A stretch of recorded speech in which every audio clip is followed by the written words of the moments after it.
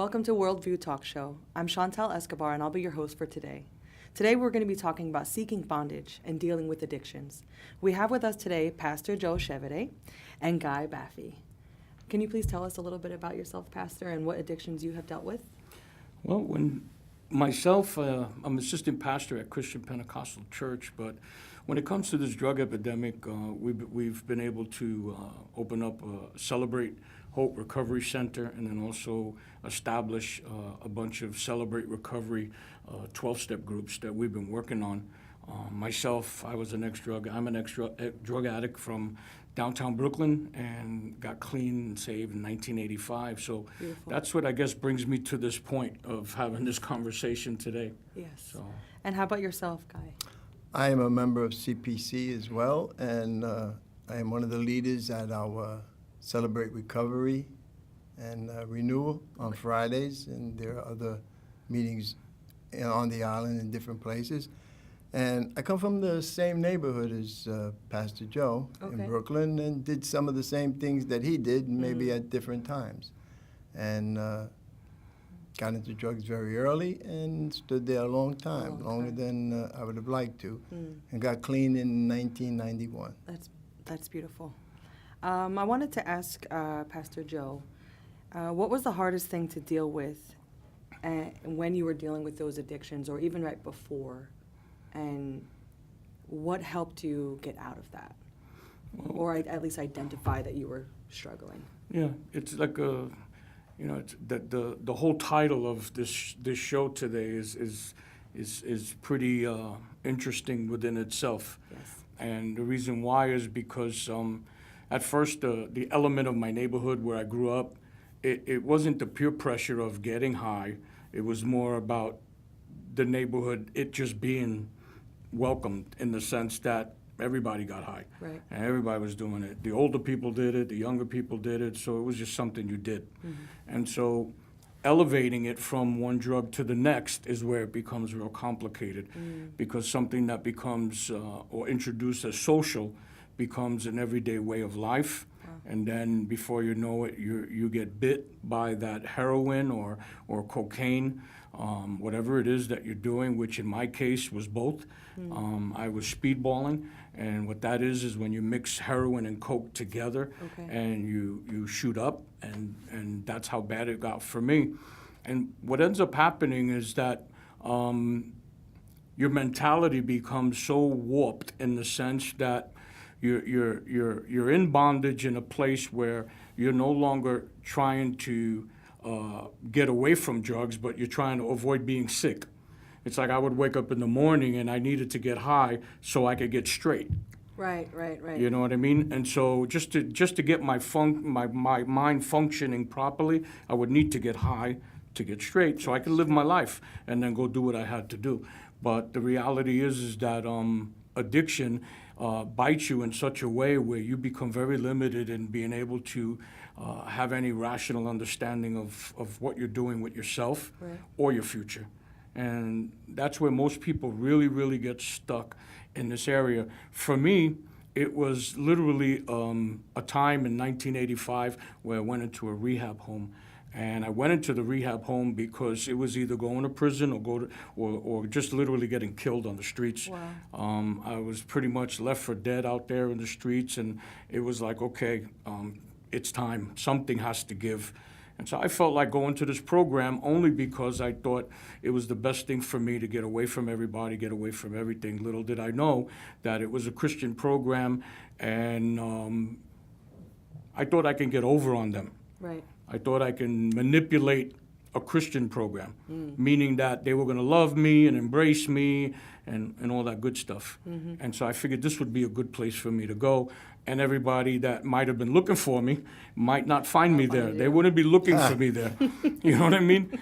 Because of the way I lived. And so anyway, long story short, it was in that place where I literally found out about the Lord Jesus Christ, found out that you can be delivered and set free. Right. My faith went to a different level. And on top of it, it was run by ex-drug addicts and ex-convicts that had been set free for years. Right. And Enrique Lopez is one of the men that God used as an instrument in my life to really just see my life turn around. So, it started in 1985 in reference to my life being transformed and set free from a lot of the things. Now, the mentality has to change with it. Yes. And so there's a process of time that takes place with that.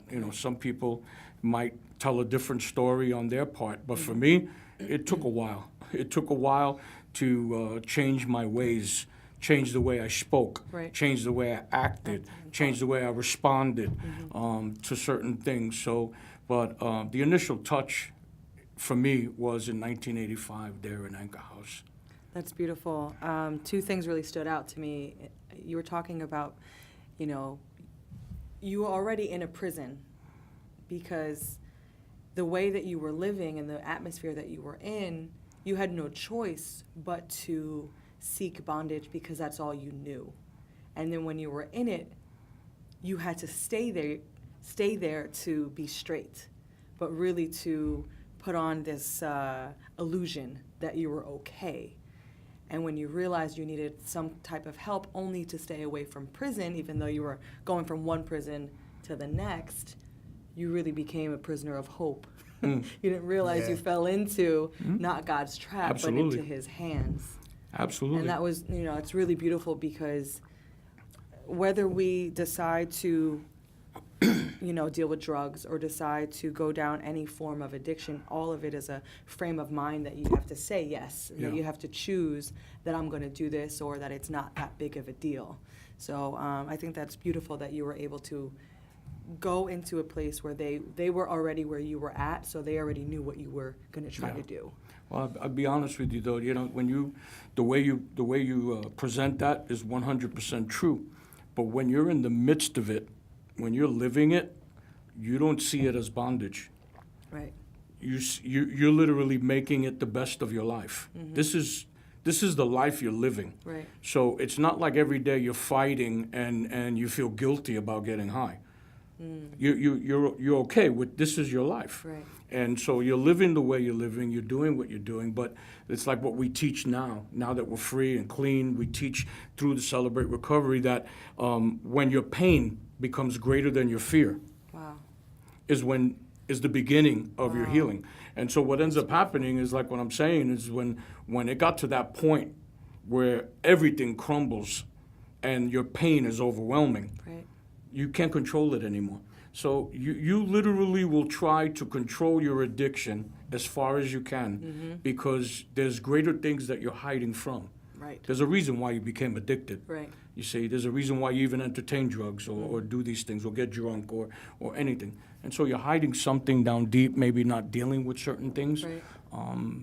And this is what we address today, but we're able to address it not just from a clinical side, Right. but from a testimonial side. Right. Because we Spiritual, lived it. yes. And so to be able to look somebody in the eye and give them some type of a formula on how they can be free and also tell them, but I know exactly how you feel, that's very powerful to be Right. able to do. Yes. And not everybody can do that. And so we don't suggest people to go get this kind of testimony before they can do that. But Yes. it's the But it's- reality it's that part of what is we can do necessary. that and be able Yeah. to touch people's lives. Right, right. That's beautiful. I thank you so much for sharing that. And Guy Baffi, would you like to share? what It's you interesting experienced? because I don't think you necessarily seek it. In my instance, I was a 12-year-old kid Right. who just was hanging out with older guys on a hike, and they just passed around a joint, Okay. and I just took it. So the progression from there, from pot to pills to dope to coke, Right. to methadone, is a progression that you don't even realize is happening.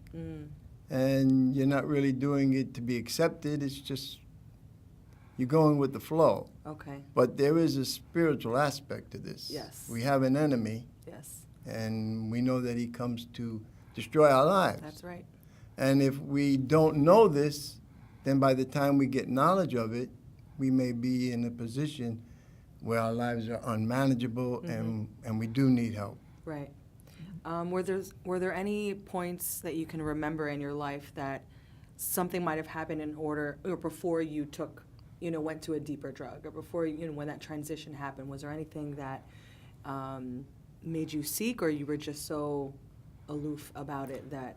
I think because of my age and hanging out with an older crowd, Right. being accepted by them, Mm-hmm. then pretty much whatever they did was cool with me. Right. So when it was passing the joint around, Mm-hmm.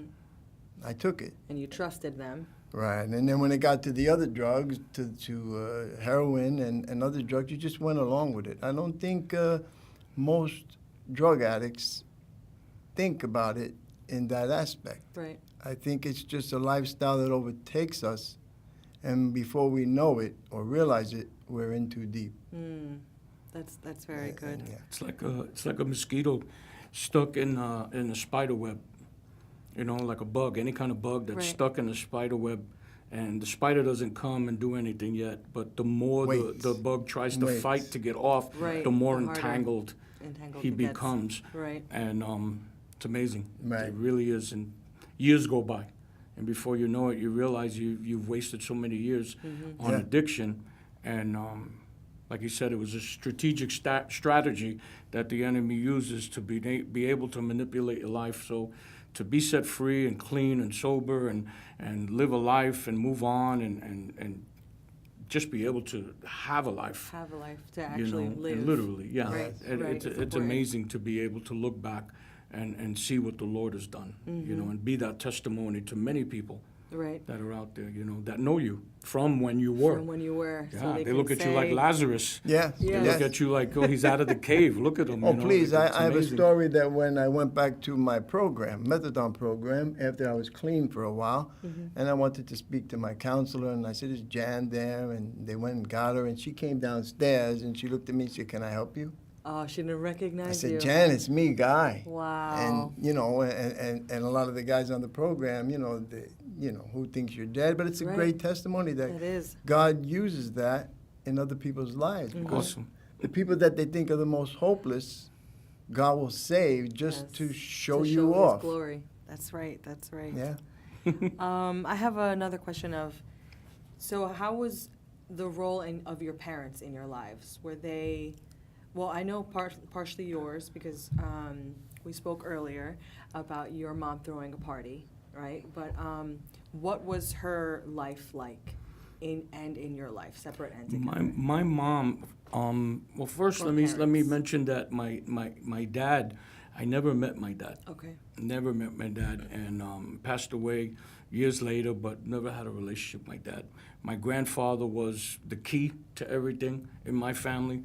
My uncle was, and still is, the man in my life in Right. that sense. But dad never present, which was one of the major issues. Later on, as I found out, and I was, got clean, found out how much of an impact that was Right. in my life towards healing and things to that effect. But my mom was a worker. I mean, hardcore worker. If you ever see the movie Flashdance, the lady worked like at a steel Yes. mill Yes, and that stuff. was your- My mother, West 9th Street, the Right. can company, Yeah. my mother was the foreman. Wow. All right, so this is it. And I mean, a factory of men. Yeah. And my mother was the foreman there. Wow. And so she was there like 30 years, something crazy. But we're talking about hardcore, didn't make a lot of money, Right. but worked very hard. On the weekends, leave her alone because she wants to go enjoy herself and party. Right.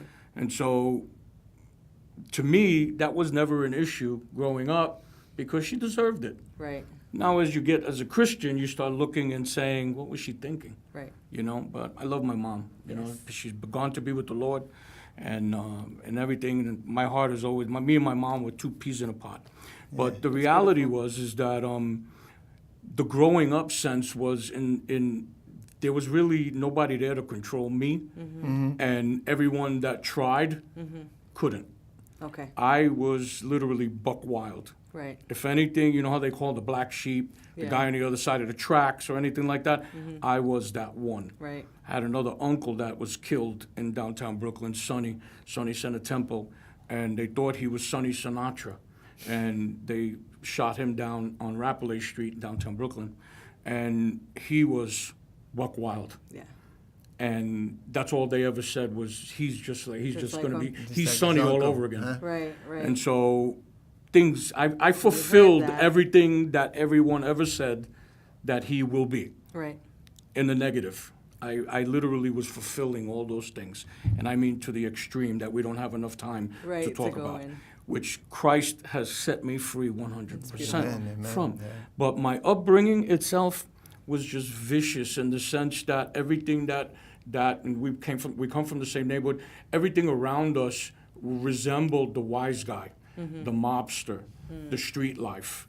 The piers were right in our backyard, so stuff was coming off ships and everything, and we had family that ran those docks Wow. and stuff. So a lot of stuff went on in downtown Brooklyn that came in bulk on skits, on high-lows. You understand what I'm saying? Not the Yes. little push dealer. No. the And big- so, yeah. and so it was an extreme for us in every way. And I mean, from cartons of cigarettes that came from Buffalo by the truckloads, through Indian reservations and stuff. And So you didn't have to search for this. yeah, It was it's just in your it's face. insane how It was we grew part up of the feeling culture. like it was Right. just normal. Part of the Right. culture. Some people watched it in movies Right. and You go, lived it. whoa, wow, ooh. And that was just normal, everyday living Wow. in the On the neighborhood. waterfront. You know what I mean? So that's why I say I don't remember choosing or deciding when I wanted to be a drug addict. Right. I just realized one day it got me. Exactly. It got It me. was I wasn't inevitable. seeking it. Exactly. It had me.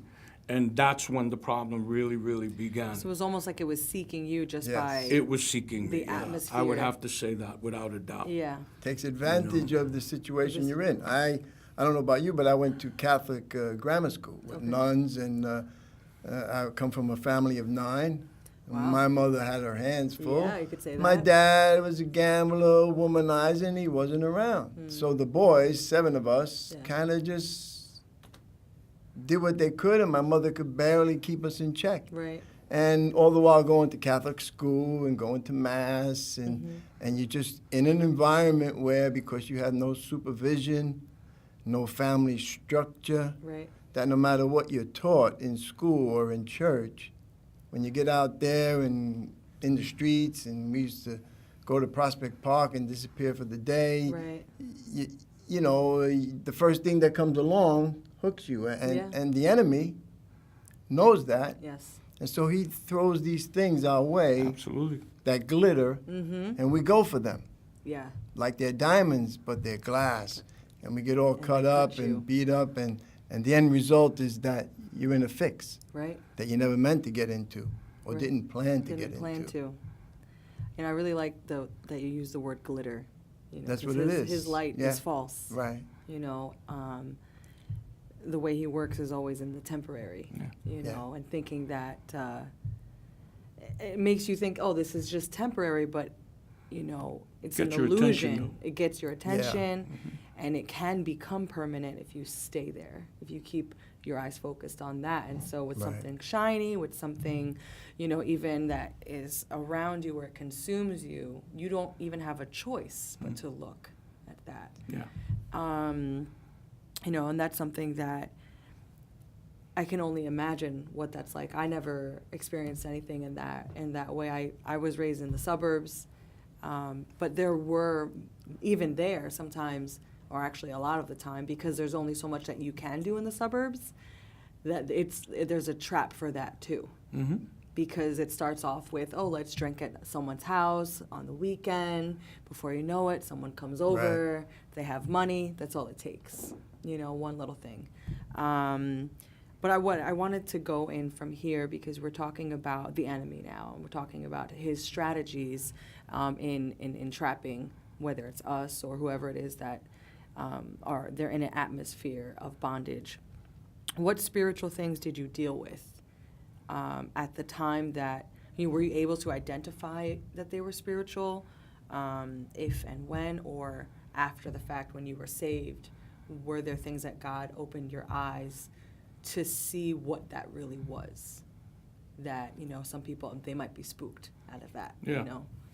Well, for me, it was after Anchor House. I was there for about 5 months. Like I said, it was introduced to it, you know, the whole Christian life and that God, there was a God that would, deliver me. I was a Catholic, grew up Catholic, so I believed in God. Yeah. But I didn't know that you can have a relationship with Him and Yeah. nothing like that. But I left there, and about 2 months later, I went back to the neighborhood. And about 2 months later, I realized I can't do this. Wow. I just started again, but it started real slow, but I knew where it was going. Gonna go. Because like I Yeah. said, in downtown Brooklyn, everything's extreme. Right. There was nothing social. It was all in or all out. Take your pick, And so I knew where it was going to go right away, and money was going to go right away. Wow. And so I had to break away. Ended up with an organization called Victory Outreach. Okay. When I was there in Victory Outreach, I started getting a deeper understanding of my relationship with God, and finding out that there was a calling on my life, and that God uses people just like me, and all these different things. Yeah. And it was there that I was having experiences literally in prayer, in worship, being broken, going from angry, violent, hurting people and doing weird things in the world sinfully, to all of a sudden crying constantly and feeling that brokenness in my heart, and just becoming sensitive Yeah. to a lot of it. And I didn't even know it was. I was having one of those, the analyze this, analyze that episodes with De Niro Yeah. when he would cry. I was having one of those moments, Yes. So when I seen that show, I started laughing. But anyway, those were my breakthroughs. The reason why I'm bringing that up is because it was during that time that I started getting a deeper understanding of the Word of God, and what the Word of God was teaching me about me, Right. and what I was called to do. Right. Give me a deeper and that there was an enemy. Yes. And that there was an enemy, and that he's here to rob, kill, and destroy, Yes. and all these different things. So over the years, I've been able to help to identify, to grow and identify what it was that I needed to do to be able to have a productive future for my life. You understand what I'm saying? Yes, By absolutely. going deeper into spiritual things concerning spiritual disciplines, the Word of God, and things like that. But today, it's a different parameter. Right. And I'm sure we'll end up having a few minutes later to talk about it, because the generation today is very different than the generation we came out of. Absolutely. Yes. You see, Absolutely. so, but that approach that took place back in Victory Outreach, I literally seen dozens, and I mean with my own eyes, dozens of men just like Guy that were on 100 milligrams of methadone, like Jimmy Pinto, Paulie, Eddie Rafferty, bunch of guys that I lived in the home with that came in on methadone, and watched them get set free in front of my own eyes. Beautiful. So quickly, Yeah. I realized God can change anybody. Yes. And it wasn't because they were telling me. Right. I You've was seen it. watching You it saw with it. my own eyes. Yeah.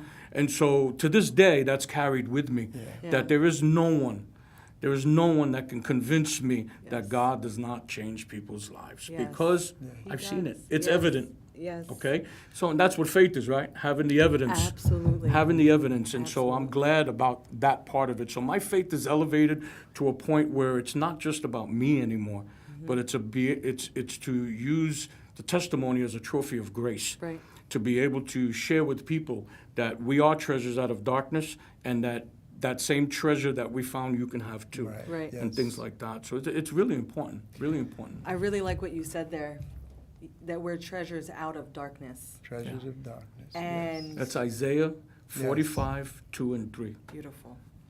And I really love I'm a visionary. So to see things in that way is very profound to me, because when you're dealing with bondage, right, whether you're seeking it or not, or it's seeking you, that's a form of darkness. So to see that we become a treasure out of that. When you're looking for a treasure, you got to dig into it. You got to dig into it. You got to dig into it, which is, you digging into your mind and making that decision, or you digging into a place where you're filled with so much pain, and you say, I got to do something, because no drug could even cover this pain up. True. No matter, no amount of cover-up will help at all. So I think that's something really beautiful for people to identify, that what good can come out of darkness when it is purified. Yes. When it is with the right light. Redeemed. It's When interesting to note how God will take that which the world will discard, Yes. take it out, Yes. clean it up, Yes. and put it on a pedestal Yes. just to show off Yes. his glory. Yes. So that when people look at a person like me or Pastor Joe, they'll say, It had to be gotta him. be God, Yeah. because I know him or I knew him. And that's, I think, the beauty of how God works in this world. Yes. Today, it's different from when we were growing up. Drugs was on the side, in the corner. It was a certain crowd, for the most part. Right. Today, it's pervasive. And the big drug companies that make a lot of money Yes. pushing these pills, Yes. maybe not in the same way that the pushers did in our days. Right. And these kids in these neighborhoods, upstanding kids, educated kids, Yes. are now targets. Yes. And so it's a whole nother level Mm-hmm. that wasn't there when we were in the streets. That's right. Because it's not in the streets, it's in the homes. It's in the homes. It's in the It's in the churches. supermarket. It's in the supermarkets. Mm-hmm. It's in the workplace. I want to throw something, if you don't mind, something on a spiritual twist on what you just said. You know, when you look at that point and you look at how the enemy operates, we know, like I said before, that he comes to rob, kill, and destroy. This generation right now is not seeing long-term addiction. They're seeing instant death, destruction, meaning that they think they're getting a bag of heroin and they're getting a bag filled with fentanyl. Right. Instant death. You don't overdose on a $20 bag of drugs. Right. Let's get that straight. Yeah. So when someone says he OD'd and you only see a $20 bag of It's not heroin, what it- you're Right. wondering, well, what kind of heroin that happened? is? Right. Yes. What is the mentality of a drug addict after something like that happens? That's the seeking of addiction, the Right. seeking of the drugs. Right. Every drug addict is looking for that bag.